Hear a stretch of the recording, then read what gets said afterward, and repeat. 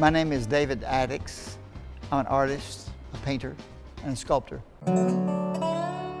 I was born in Huntsville at the end of the roaring 20s, but where I was born is pretty much the meowing 20s because small town.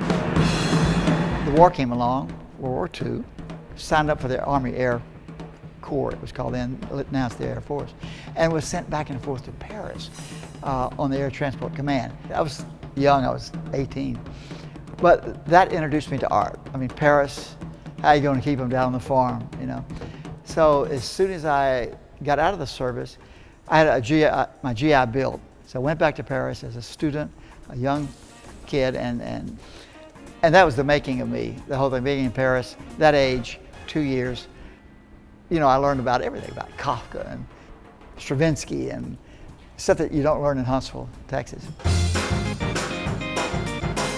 New Year's Eve, 66, 67, I was visiting a girlfriend in San Francisco. And I said, what are we going to do tonight, New Year's Eve? She said, we're going to Fillmore Auditorium. That's the mecca for rock and roll and light shows.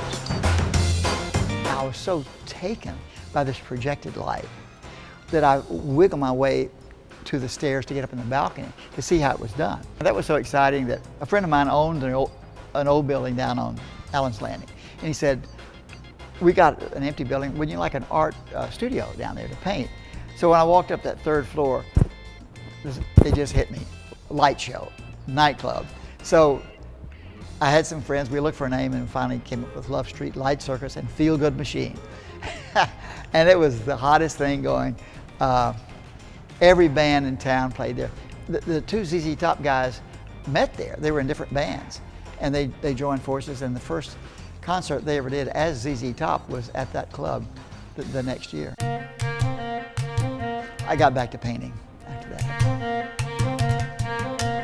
that. Joe Russo, who was building the Lyric Center, commissioned me to do this big cello, this big abstract cellist. And the response from the public was so good that it made me realize that public art that could be seen by thousands of people is more interesting than paintings. It can be seen by the people that own them and their friends. So as long as I had the guys working, I decided to go ahead and do a couple more.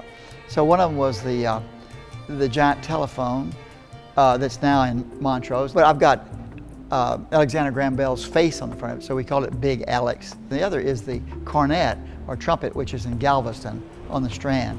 And those are not commissioned works, either of them. I just did them on my own to get them out there and see where they'd go. In the case of the cornet, I had a real cornet. I just took all the measurements and multiplied by X, by 20 or whatever it was. And every dimension there. And then we just bent a lot of metal, and it's all in concrete over metal. And I took off for the summer and visited a friend in Canada and drove back through Mount Rushmore. The idea popped into my little brain when I was driving back through Kansas or Iowa or something.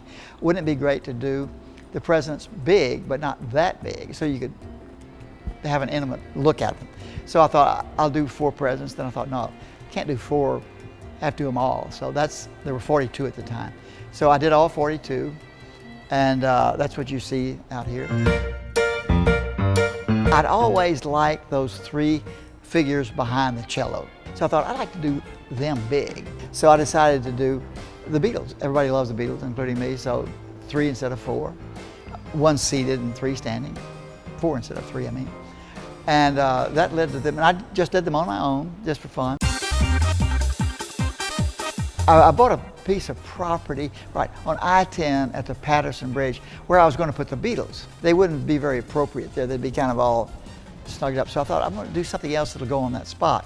So that's the We Love Houston. And I thought, going through Houston, if you see something festive like that, would just give you a little lift, a little smile. Why I enjoy painting so much, it's what I do. The most relaxed I am is late at night when I'm home painting, the phone's not ringing. You're absorbed in it, you're lost in it. It's what I like to do. My name is David Adickes. I'm an artist, a painter, and a sculptor.